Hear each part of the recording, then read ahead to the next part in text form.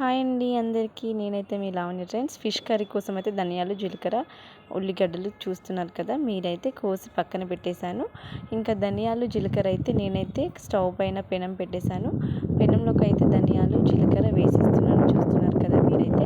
నేనైతే KG చేపలండి. KG చేపలకి నాకు ఎంత వేయాలి అనిపించిందంటే అందాజని బట్టి మా అమ్మ అయితే మామూలుగా ఇలా చేస్తుంది. సో నేను కూడా మా అమ్మ చేసే కర్రీని ఫాలో అవుతూ నేను కూడా సేమ్ అలానే చేస్తున్నాను. జీలకర్ర తక్కువ తీసుకోవాలి, ధనియాలు కొంచెం ఎక్కువగా తీసుకోవాలి. వాటిని అయితే పెనం పైన మంచిగా వేయించాలి. మన అందాజని బట్టి దేనికి ఎంత వేయాలి అని చెప్పేసి నాకైతే అందాజతోనే వేసాను. మీరు కూడా మీకు ఎంత కిలోకి ఎంత మామూలుగా ఇంట్లో ఎలా వాడతారో అలాగే కిలోకి ఎంత అవుతుందో అన్నీ తీసుకొని వేయించుకోండి. ఓకేనా అండి. ఇంకా మీరైతే చూస్తున్నారు, నేనైతే జీలకర్ర ధనియాలు వేయించేస్తున్నాను మంచిగా. వాటిని చూస్తున్నారు కదా, వేయించేస్తున్నాను మంచిగా.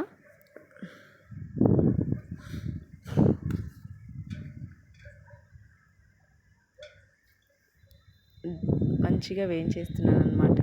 ఎందుకంటే అవి మంచి స్మెల్ వస్తాయి కదా, వేగిన కొద్దీ అవి మంచి స్మెల్ వస్తాయి అన్నమాట. సో నేనైతే వాటిని అయితే మంచిగా వేయించేసుకుంటున్నాను. మీరైతే చూస్తున్నారు ధనియాలు, జీలకర్ర. ఏంటండి మీరు అలా కలిపేస్తున్నారు చెయ్యితోని, మీకు చెయ్యి కాలట్లేదని మీరు అడగచ్చు. నార్మల్గానే కలిపేస్తున్నాండి. ఓకే అండి. వాటి అయితే వేగిపోయాయి. నేనైతే మళ్ళీ ప్లేట్లోకి తీసేసుకున్నాను. ఇప్పుడు మళ్ళీ పెనం పెట్టి వాటిపైన కట్ చేసుకున్న ఉల్లిపాయల్ని ఆయిల్ వేయకుండా, మామూలుగా ఊర్లో అయితే మేము ఉల్లిగడ్డలనే పొయ్యిలో వేసి ఆ వేడికి ఆ ఇంగుళాలు మీన్స్ ఆ గిన్నెపుక్కలు ఉంటాయి కదండి, అగ్గి అంటారు కదా, వాటి మధ్యలో వేయించి ఆ ఉల్లిగడ్డలు వేయించి ఆ పొట్టు తీసేసి దాన్ని రోట్లో దంచేవాళ్ళం అప్పట్లో. ఇప్పుడంటే మిక్సీలు వచ్చాయి కాబట్టి ఇలా ఫ్రై చేసుకొని ఇలా ఆనియన్స్ని పెనం పైన కచ్చా పచ్చాగా వేయించేసుకోవాలి. ఆయిల్ వేయకుండా అవి మంచి పచ్చి వాసన అంతా పోయేంత వరకు వేయించుకొని దానిని మిక్సీ పట్టుకుంటున్నాం. కానీ అప్పట్లో అయితే మా అమ్మ చేసేది అలాగే. ఉల్లిగడ్డలని అందులో వేసి ఆ పైన పొట్టంతా తీసేసి మంచిగా ఉల్లిగడ్డలు ఆ వేడికి మంచిగా ఇట్లా మగ్గిపోయేవి. వాటిని రోట్లో వేసి దంచేవాళ్ళం అనమాట. ఇప్పుడు మనము మిక్సీలో పట్టేస్తున్నాం. సో ఇవి కూడా అయితే మంచిగా ఫ్రై అయిపోయాయండి. కచ్చా పచ్చాగా మంచిగా అయిపోయావి. వీటిని అయితే మళ్ళీ మనమైతే మిక్సీ పట్టుకోవాలి. సో నేనైతే ఏం చేస్తున్నానంటే స్టవ్ ఆఫ్ చేసేసుకొని నేనైతే మిక్సీ జారే తీసేసుకొని దాంట్లోకి ధనియాలు, జీలకర్ర వేయించేస్తున్నాను కదా, వాటిని అందులో వేసేసి ఇంకా అన్నీ ఒకేసారి మిక్సీ పడితే అయిపోతుందిలే అని చెప్పేసి నేను మళ్ళీ ఏం చేశాను, ఆనియన్స్ని అందులోనే వేసేస్తున్నాను. చూస్తున్నారు కదా మీరు, ఆనియన్స్ని అందులోనే వేసేస్తున్నాను అనమాట.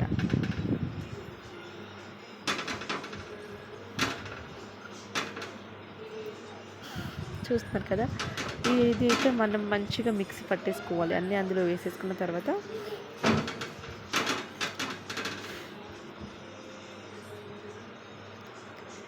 ఓకే అండి. ఇప్పుడైతే అన్నీ అందులో వేసేసుకొని మనమైతే మంచిగా మిక్సీ పట్టేసుకుందాం. చూస్తున్నారు కదా, నేనైతే మిక్సీ పట్టేస్తున్నాను. మా బాబు అయితే పక్కన నిల్చున్నాడు.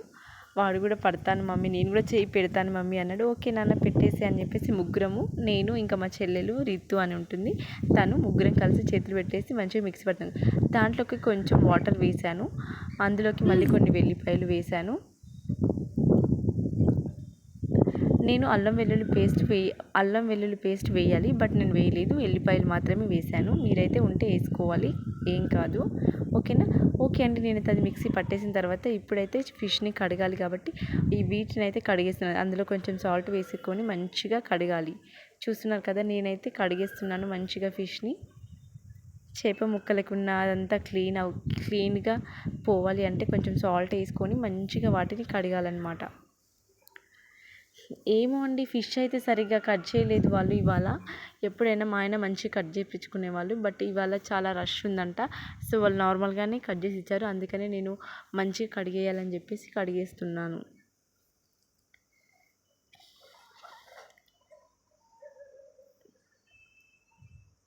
చూస్తున్నారు కదా, ట్యాప్ కింద అయితే పెట్టేశాను. మంచిగా కడగాలి. ఎంత కడిగితే అంత బాగుంటుంది. ఏంటో అండి కదా, మనకు అసలు మంచిగా కడగకపోతే అసలు తినాలనిపించదు. ఏదైనా సరే, అది చికెన్ కావచ్చు, మటన్ కావచ్చు, ఏదైనప్పటికీ నీస్ అంటేనే మంచిగా కడగాలి. ఏమంటారు? నేనైతే 3 times కడిగేసానండి. మంచిగా కడిగేస్తున్నాను. చూస్తున్నారు కదా మీరు కూడా. ఎంత కడిగితే అంత ఫ్రెష్గా కనిపిస్తుంది, ఎంత బాగా అనిపిస్తుందండి.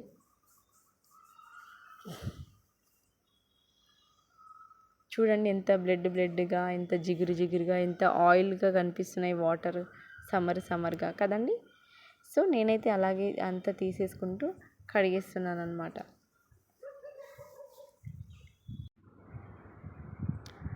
అన్నీ వాటర్ పాడేసి మళ్ళీ కొత్తగా పట్టుకుంటూ వాటర్ ట్యాప్ కింద పెట్టేసాను, మళ్ళీ కడిగేస్తున్నాను వాటిని అయితే.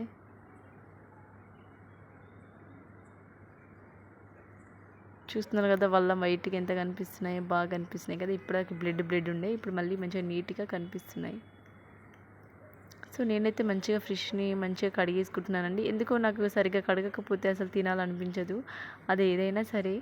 సో నేనైతే మంచిగా క్లీన్గా కడిగేసుకుంటున్నాను వాటినైతే.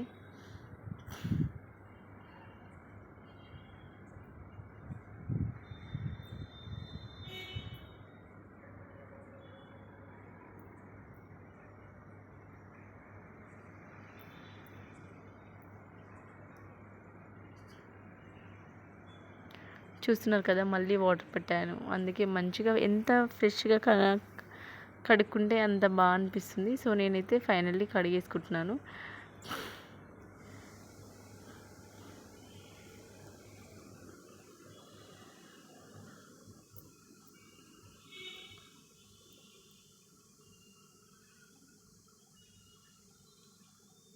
చూస్తున్నారు కదా మంచిగా నీట్గా కడిగేసుకుంటున్నాను. నేనైతే మళ్ళీ పక్కన పెట్టేస్తున్నాను, వాటిని కడిగిన వాటిని అయితే మళ్ళీ అందులో వేసేస్తున్నాను అనమాట.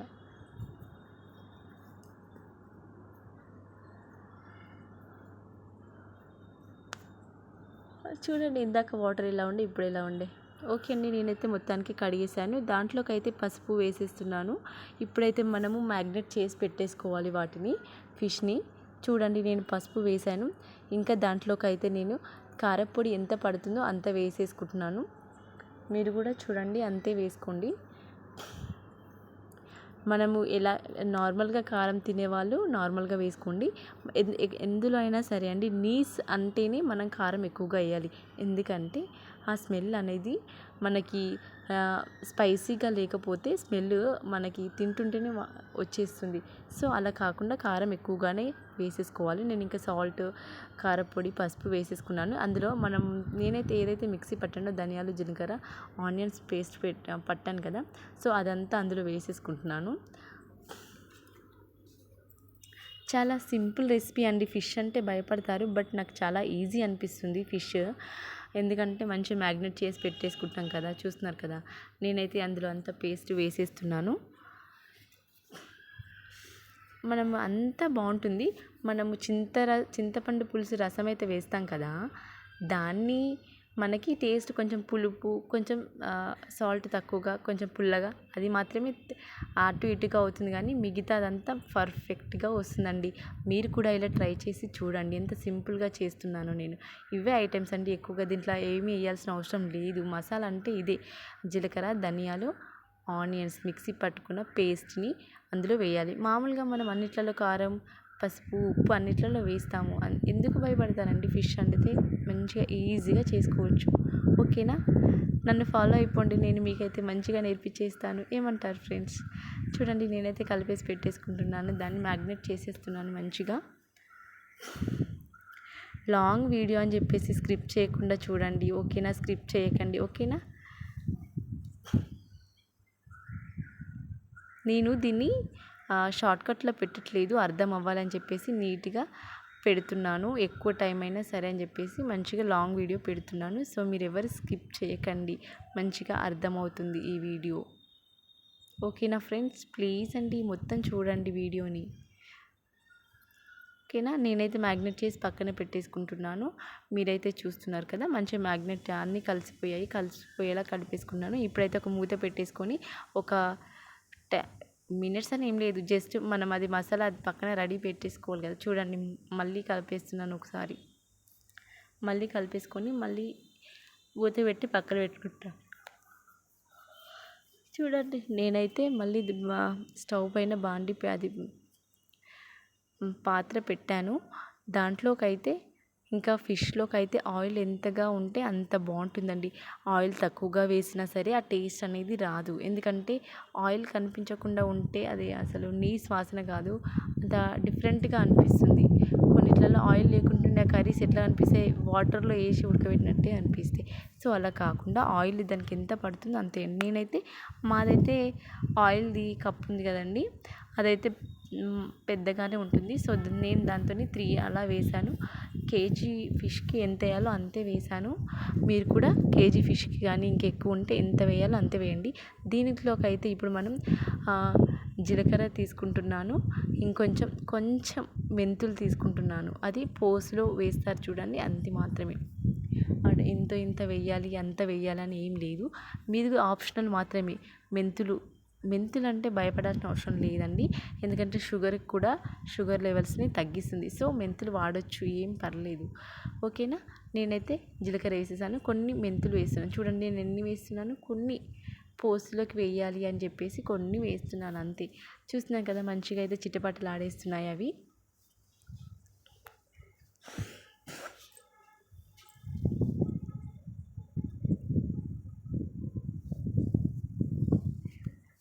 చిటపటలు ఆడేస్తున్నాయి, చూస్తున్నారు కదా. మొత్తానికైతే ఈరోజు ఫిష్ కర్రీ ఏకదమ్ చేశానండి నేనైతే. చూసేయండి లాంగ్ వీడియో అని చెప్పేసి స్క్రిప్ట్ చేయొద్దు, ఓకేనా. ఇప్పుడు నేనైతే మళ్ళీ ఎల్లిపాయల్ని అయితే మంచిగా కచ్చా పచ్చాగా దంచేసుకున్నానండి, దంచేసి పక్కన పెట్టేసుకున్నాను. సో ఇప్పుడు ఇందులోకి మనము జీలకర్ర మెంతులు ఆల్రెడీ ఫ్రై అయిపోయాయి. సో నేను ఇప్పుడు దీంట్లోకి అయితే వెల్లుల్లిపాయల్ని దంచాను కచ్చపచ్చగా, వాటిని వేసేసుకుంటున్నాను. చూస్తున్నారు కదా. ఇంకో దీంట్లోకి అయితే పసుపు వేయాల్సిన అవసరం లేదు, నేను పసుపు అన్నీ కలిపేసి పక్కనే పెట్టేసుకున్నాను కదా. సో ఇవి కూడా కొంచెం ఫ్రై అయిన తర్వాత దీంట్లోకి డైరెక్ట్గా నేను మ్యాగ్నేట్ చేసి పెట్టేసుకున్న ఈ ఫిష్ని డైరెక్ట్గా దాంట్లోకి వేసేసుకోవడమే. దాంట్లో పసుపు ఇంకా ఏం వేయాల్సిన అవసరం లేదు. చూడండి నేనైతే ఇది డైరెక్ట్ వేసేసుకుంటున్నాను. దాన్ని ఎక్కువగా కలపడం వల్ల చేపలు అనేవి ఏమంటారు, ఇచ్చుకపోవడం మీన్స్ పగిలిపోతాయి, కచ్చాగా అయిపోతాయి, పీస్ కరెక్ట్గా ఉండదు. అందుకని ఎక్కువగా కలపకూడదు, జస్ట్ అలా పెట్టేస్తే సరిపోతుందండి. ఎక్కువగా కలపడం వల్ల పీస్ అనేది నుజ్జుగా అయిపోతుంది, ఓకేనా. దాన్ని ఇంకా కలపకుండా నేనైతే పక్కన మా అమ్మ అయితే ఇలాగే చేస్తుందండి, ఫిష్ని స్పూన్ పెట్టకుండానే ఇలా తిప్పేస్తుందన్నమాట అంతటిని. నేను కూడా మా అమ్మని ఫాలో అయిపోయాను. చూడండి మొత్తం జస్ట్ అలా తిప్పేస్తే అడుగుకించి మొత్తం కదులుతుంది. సో దీంట్లోకి అయితే ఇప్పుడు నేనైతే మళ్ళీ చూస్తున్నారు కదా, అలా కొద్దిసేపు అలా మూత పెట్టేశాను. ఇంతకుముందు మీకు చూపించాను కదా చింతపండు రసం, ఆ చింతపండుని కడిగేసి మంచిగా నానబెట్టేశాను. ఇప్పుడు ఆ రసం అయితే నేనైతే పిసుకుతున్నాను. సో ఆ రసం మనము ఎంత వేసుకుంటే అంటే మీరు ఎంత తింటారు దాన్ని బట్టి, కానీ పులుసు మాత్రం చిక్కగా ఉండాలండి. ఎంత పలచగా ఉంటే కూర అంత టేస్టీగా రాదు, అందుకని చిక్కగానే పెట్టేసుకోవాలి. కాకపోతే చింతపండు పుల్లగా ఉందా, మరీ పుల్లగా ఉంటే తక్కువ వేసుకోండి. నేనైతే కొత్త చింతపండు పాత చింతపండు కలిపి నేనైతే నానబెట్టాను చింతపండుని.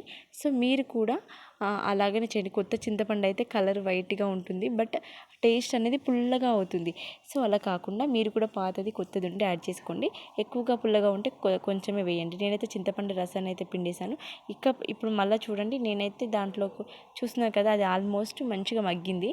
సో దాంట్లోకి నేను ఈ చింతపండు రసాన్ని అని చెప్పేసి చూస్తున్నారు కదా, మళ్ళీ ఒకసారి తిప్పేస్తున్నాను.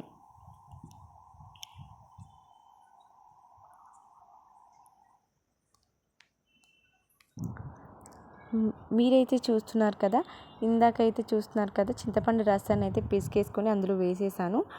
చూడండి ఇప్పుడు దీంట్లో ఎక్కువగా స్పూన్ పెట్టకుండా జస్ట్ అలా అంటే సరిపోతుందండి. చూస్తున్నారు కదా, నేనైతే చింతపండు రసాన్ని అందులో వేసేసాను. ఇంకా చూడండి మనకి మళ్ళీ ఉడకాలి కదా, అది ఉడికిన తర్వాత ఎంత మనకి ఉంటుందని చెప్పేసి నేనైతే మామూలుగానే అది చేసేసాను. చూడండి ఆల్మోస్ట్ మంచిగా మూత పెట్టేస్తున్నాను దానికి. చూడండి ఫ్రెండ్స్, ఆల్రెడీ సగం ఉడికిపోయింది. ఎంత బాగా ఉడుకుతుంది, ఎంత బాగా పొగలు వస్తున్నాయో చూడండి. ఆల్మోస్ట్ దగ్గరకు వచ్చేసింది కర్రీ. సో ఇంకపై మీరు చూడండి ఆల్మోస్ట్ దగ్గరకు వచ్చేసింది. నేను మళ్ళీ మాత్రం మూత పెట్టేసి మళ్ళీ చూడండి రసం ఎంత బాగా ఉందో, చూడండి రసం కూడా ఎంత చిక్కగా ఉందో. ఏమంటారు ఫ్రెండ్స్, నేను చేసిన చేపల కర్రీ మీకు నచ్చినట్లయితే ఒక లైక్ ఇచ్చేసి నా టిప్స్తో మీరు ఇలా ఫాలో అయిపోండి, ఓకేనా. ఇది సేమ్ మీరు నాలాగే చేయండి, ఆల్మోస్ట్ ఎగ్జాక్ట్లీ ఇలాగే వస్తుందండి. ఏమంటారు ఫ్రెండ్స్, ప్లీజ్ అండి నా వీడియో చూసేయండి, ఒక లైక్ ఇచ్చేసేయండి. కర్రీ 100% ఇలాగే అవుతుంది. చూడండి పీస్ కూడా ఎంత బాగుందో, ఎక్కడ కూడా పగిలిపోలేదు, పీస్ అనేది నుజ్జు నుజ్జు అవ్వలేదు. లాస్ట్ వరకు చూడండి ఆల్మోస్ట్ సగం ఉడికిపోయింది. మళ్ళీ చూడండి ఆల్మోస్ట్ మళ్ళీ మంచిగా ఉడికిపోయింది కర్రీ అనేది, ఓకేనా ఫ్రెండ్స్. మీరైతే చూస్తున్నారు గ్రేవీ ఎంత చిక్కగా వచ్చిందో చూడండి. మీరు కూడా ఇలాగే నాలాగే ట్రై చేయండి. చాలా తక్కువ ఇంగ్రీడియంట్స్తో చాలా పర్ఫెక్ట్గా అవుతుంది కర్రీ, ఓకేనా ఫ్రెండ్స్. నా ఛానల్ని సబ్స్క్రైబ్ చేసి మొత్తం వీడియో స్కిప్ కాకుండా చూడండి.